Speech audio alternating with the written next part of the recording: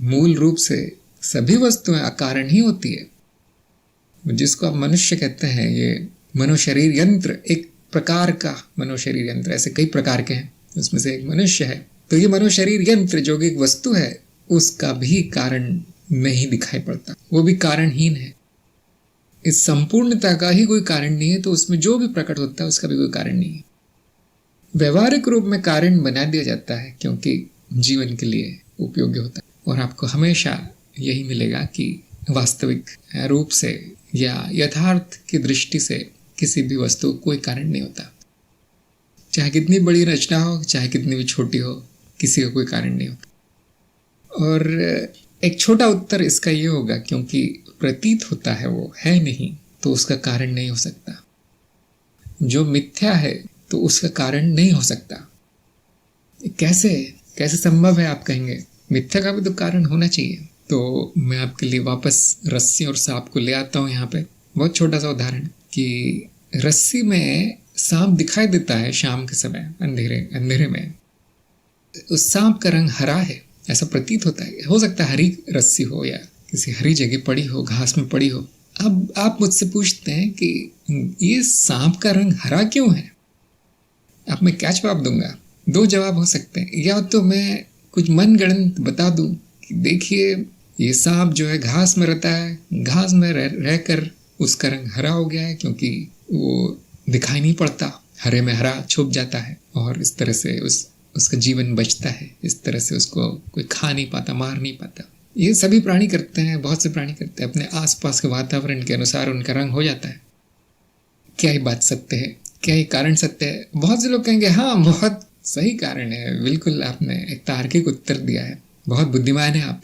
कौन सी किताब पढ़ी है आपने? जीव विज्ञान की। उस सांप का ये नाम है या पाया जाता है।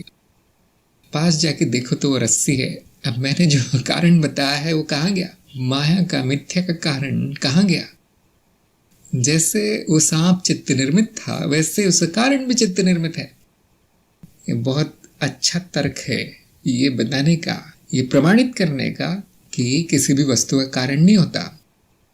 यदि आपने प्रमाणित कर दिया कि सभी वस्तुएं, सभी अनुभव मिथ्या है, अब आप कारण बताने से बच जाएंगे। क्यों? क्योंकि मिथ्या कारण नहीं होता। जैसे मैंने अभी उदाहरण दिया है। मैं आपको एक सच्ची बात बताता हूँ कि मेरे घर के आंगन में उड़ने वाले सफेद हाथी हैं। छोटे हैं, छोटी साइज के हैं, बड़ा तो नहीं उड़ पाएगा। आप मेरी बात मानेंगे नहीं, मुझे कहेंगे कि झूठ बोलता है। तो आपको संतुष्ट करने के लिए उनकी साइज छोटी कर देते हैं। छोटे छोटे उड़ने वाले हाथी हैं, और वो केवल सोने के केले खाते हैं और कुछ नहीं खाते। पूरी सच बात है, क्यों? मेरा अनुभव है। अब क्या कारण है कि वो बाकी हाथी जो खाते हैं वो नहीं खाते, सिर्फ सोने केले खाते? क्या कारण है?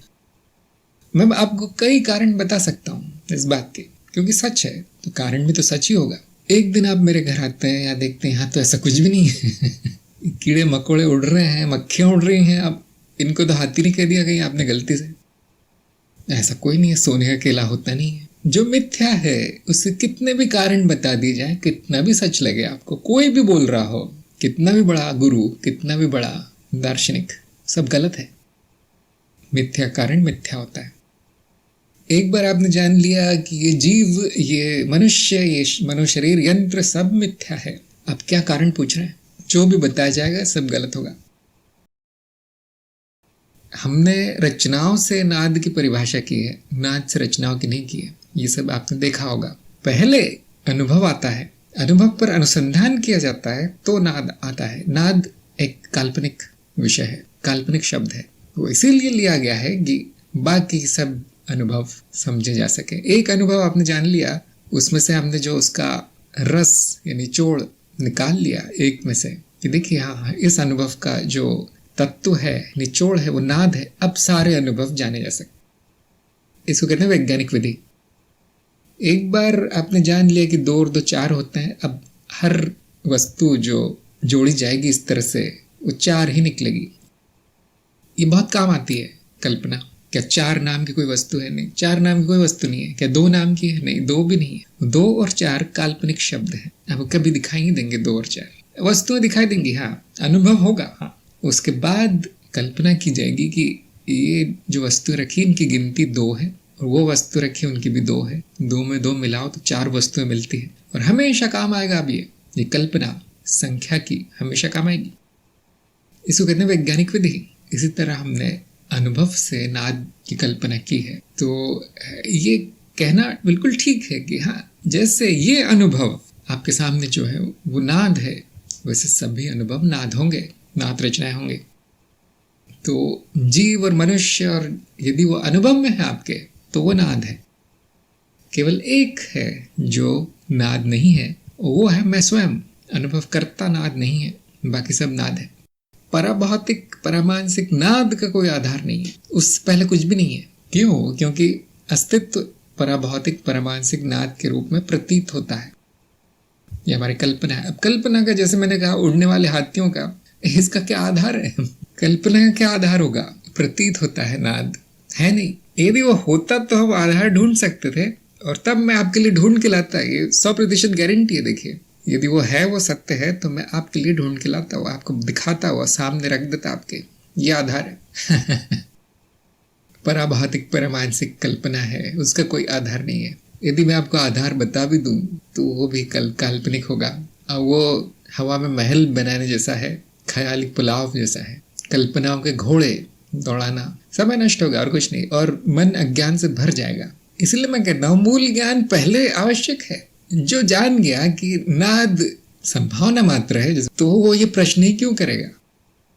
संभावना का आधार, ये तो पूरी अर्थहीन बात है। शरीर नाम रूप है, जिसको आप शरीर कहते हैं वो है नहीं, नाद ही नाद है। आपने बहुत से बुद्धिमान व्यक्तियों कहते सुना होगा कि शरीर मिट्टी है। अब जिनकी समझ में नहीं आता वो नहीं समझ पाएंगे। कैसे? मुझे तो बहुत अच्छा लगता है, बहुत सुंदर लगता है। वो देखो मिट्टी वहां है, ये देखो शरीर यहाँ है। कोई बहुत बड़ा बेवकूफ होगा जो शरीर को मिट्टी कह रहा है। जिसको शरीर दिखाई देता है अलग एक वस्तु के रूप में, वो बहुत बड़ा अज्ञानी है। बेवकूफ नहीं कहेंगे उसको, क्योंकि उसके मन में भर दिया गया है, मतारोपण कर दिया गया है कि शरीर अलग होता है, मिट्टी अलग होती है। जिसको ज्ञान है वो जानता है मिट्टी से ही बनी हुई रचना है शरीर, शरीर भी मिट्टी है। कबीर के दोहों में ये सब बहुत आता है। घड़ा और माटी, ये उपमा बहुत बार दी जा चुकी है। जो ज्ञानी है उसको शरीर मिट्टी दिखाई देता है, इसलिए वो कहता है मिट्टी है। वहाँ शरीर नहीं है, मिट्टी ही मिट्टी है, उसने रूप लिया है इस तरह का। इसी तरह से, क्योंकि मिट्टी कहना थोड़ा सा अनुचित हो जाएगा शरीर को, हम कहते हैं ये नाद है। और नाद बिना किसी आधार के कैसे रहता है? मैंने अभी भी बताया, मिथ्या का कोई आधार नहीं होता। यदि मिथ्या का आधार मिल जाए तो वो भी मिथ्या होता है। मिथ्या का सृजन नहीं हो सकता। कैसे होगा? किसी मिथ्या से ही होगा। अब उसका भी सृजन कहाँ से हुआ ये बताना असंभव हो जाएगा। बहुत से लोगों को माया समझ में नहीं आती। क्यों? क्योंकि कहीं न कहीं उनके मन में ऐसा होता है कि ये सत्य है, कहीं न कहीं मान लिया गया है कि सत्य। ये पश्चिमी देशों में बहुत होता है। अरे हाँ, ये जो है पदार्थ है सत्य होना चाहिए, अब वो असत्य निकलता है। अरे नहीं, ऊर्जा है, ये तो सत्य होना चाहिए, अब वो भी असत्य निकलता। अरे ये नाद है, ये तो सत्य होगा ही, वो भी असत्य निकलता, संभावना मात्र निकलती है। ये सब विज्ञान ने सिद्ध कर रखा है। जिनको यदि रुचि है तो पश्चिम मार्ग से भी जा सकते हैं। ऐसा नहीं कि केवल भारत देश में ही खोज हुई है, सब जगह यही खोज हुई है। देखिए, सत्य तो एक ही है, सब जगह एक ही मिलेगा। जब भी हम खोजने जाते हैं हमें यही दिखता है कि संभावना मात्र है, वहां कुछ रचना नहीं हुई है, कुछ सृजन नहीं हुआ है, कुछ भी सत्य नहीं हुआ है। वहां पर सब प्रतीत ही होता है। प्रतीत भी क्यों होता है फिर? क्या प्रतीत होने को हम सृजन नहीं कहेंगे? देखो, कोई चीज प्रतीत हो रही है, अब इसको हम सृजन कह सकते हैं, बिल्कुल कह सकते हैं। फिर वो सृजन का जो है अर्थ का अनर्थ हो गया। फिर जैसे ही मैं कहता हूँ कृति प्रकृति, तो अब उनका आधार निकालना पड़ता है, उनका कारण ढूंढना पड़ता है। अब सारा ख्याली पुलाव पकाना पड़ेगा आपको। क्यों? अनुभव में तो कुछ भी नहीं है आपके कि प्रकृति आई कहाँ से, कृतियां हुई कैसे, रचना कैसे, कुछ भी अनुभव में नहीं है आपके। यहाँ पे तर्क भी काम नहीं करता, क्योंकि हमने वो लगा के देख लिया है तर्क कि यदि एक रचना का रचयिता है और यदि यही नियम है कि रचनाओं का रचयिता होता है, तो रचयिता भी एक रचना है, उसका भी एक रचयिता होता है, और ऐसी अनंत श्रृंखला बन जाती है। अब उसका क्या अर्थ है? पूरी तरह से अतार्किक है। अब तार्किक नहीं होता कुछ भी। उपयोगी हो सकता है, हाँ, सांख्य बहुत उपयोगी है। चित्त का निर्माण, चित्त की प्रक्रियाएं, और उससे योग निकला है जिस पर चित्त पर नियंत्रण संभव है। ये सब बहुत उपयोगी है जीवन में, लेकिन उसका जो आधार है वही असत्य है, द्वैत से शुरू होता है वो।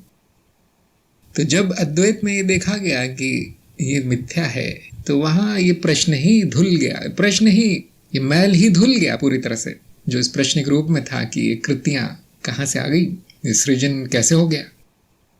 और आप पढ़ने जाएंगे तो उपनिषदों में या फिर शंकराचार्य के भाष्य में, बहुत से पंडितों के भाष्य में आपको वही सांप मिलेगा हर जगह, वही रस्सी मिलेगी हर जगह, क्योंकि उससे अच्छा उदाहरण कुछ हो नहीं सकता। देखिए, क्योंकि रचना के लिए परिवर्तन आवश्यक है। जो मिट्टी को घड़े में परिवर्तित होना है, पानी को लहर में परिवर्तित होना है, नाद रचना को शरीर में परिवर्तित होना है। अब मुझे सिद्ध करके बताइए कि ये परिवर्तन नहीं हुआ कभी।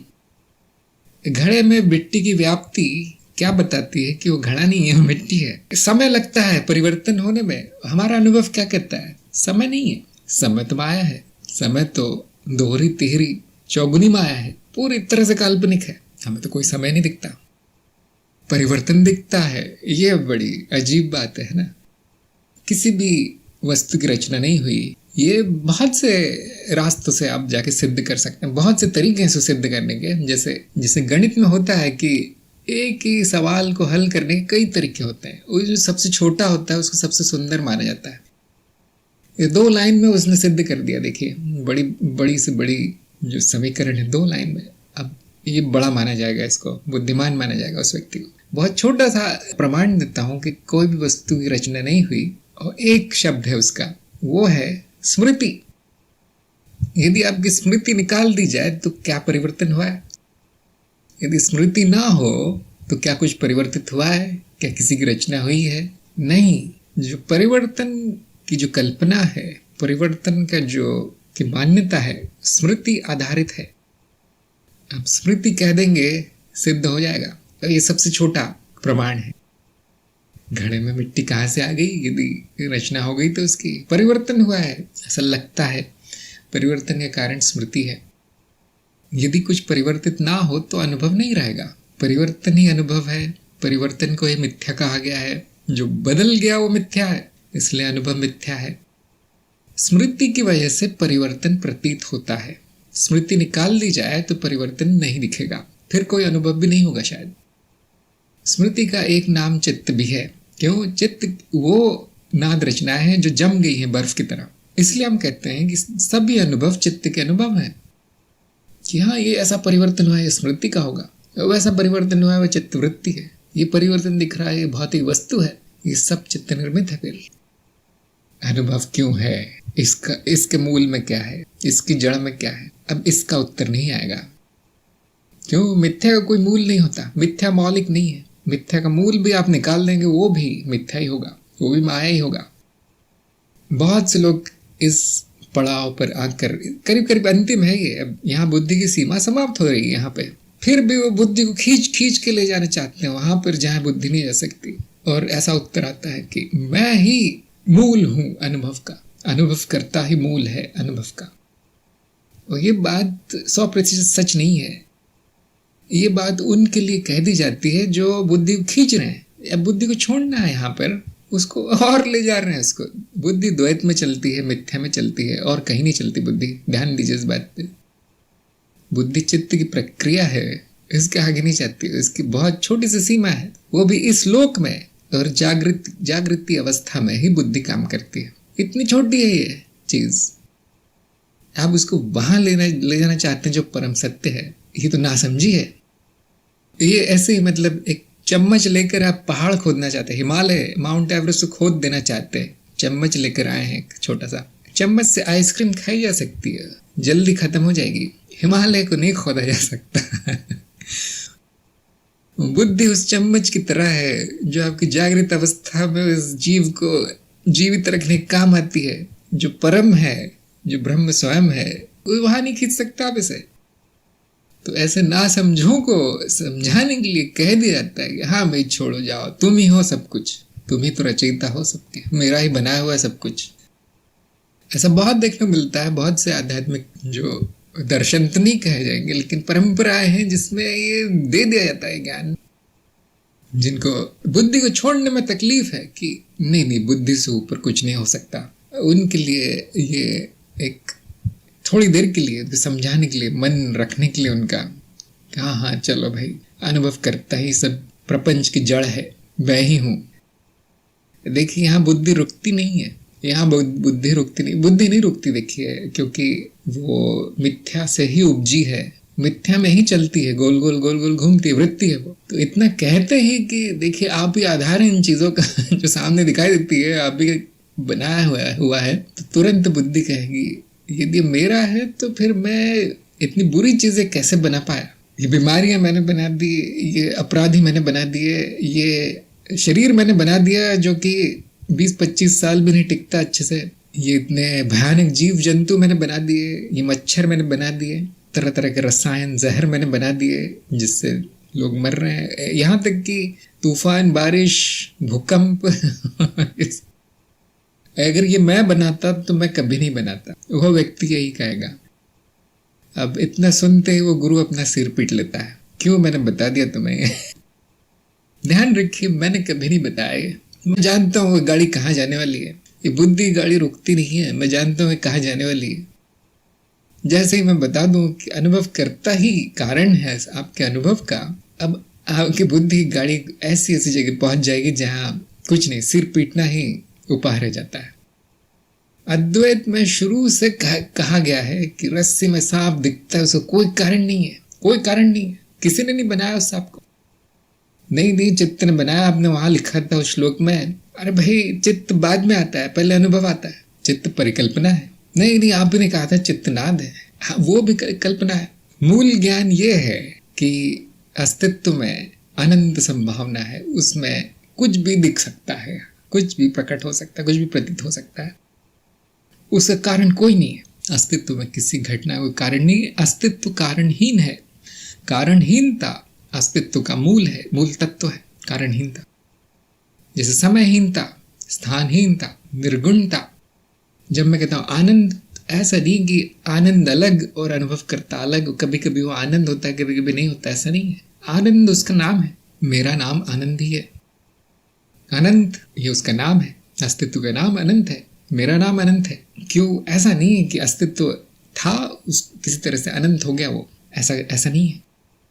अद्वैत में शुरू से कहा गया है कि देखिए ये जो अनुभव है वो अस्तित्व का नाम है, अनुभव करता अस्तित्व का नाम है, इसमें ये भी है इसमें वो भी है। क्योंकि बुद्धि के परे है इसलिए अज्ञेय कहा गया है, अज्ञेय भी उसका नाम है। ऐसा नहीं होगा कि एक व्यक्ति को ज्ञात है एक व्यक्ति को अज्ञात है, ऐसा नहीं। उसका तत्व, मूल तत्व ही अज्ञेय। ज्ञान नहीं होता है अस्तित्व में, ज्ञानहीन है, समयहीन है, दिशाहीन है, स्थानहीन है, सीमाहीन है, असीम है, पूर्ण है। उसी तरह से ज्ञानहीन है, ज्ञान भी मिथ्या का ही होता है। तो यहाँ बुद्धि को ले जाना ठीक नहीं है अब, क्योंकि उसकी सीमा के बाहर है। ये क्षेम मार्ग में बहुत अच्छे से बताया गया है। जो मूल दर्शन कहता है ज्ञान मल है, ज्ञानम मलम, उसके ठीक बात कहता है कि अज्ञानम मलम, अज्ञान भी मल है, दोनों को निकाल के फेंकना है। अज्ञान कांटे की तरह है जो आपकी उंगली में चुभ गया है, अब वो दर्द उससे हो रहा है, उससे दुख पहुंच रहा है। अज्ञान है तो दुख है, बिल्कुल सच है। ज्ञान दूसरे कांटे की तरह है जिसको आप लेते हैं नोक से, वो पहला कांटा निकाल देते हैं। अब क्या वो अब दूसरे कांटे को आप अपने पास रखते हैं कि नहीं बहुत काम आता है और अच्छी चीज है?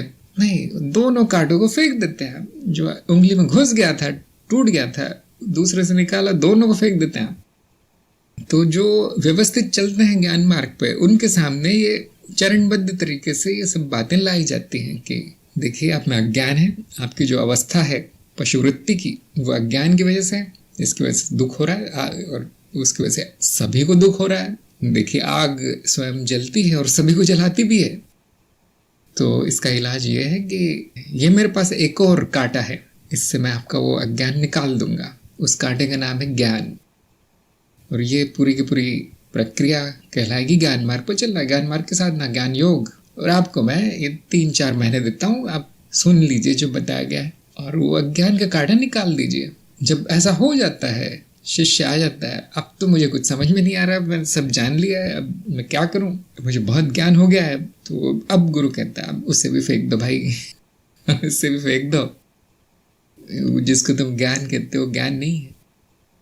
मेरा स्वभाव ज्ञानहीनता है।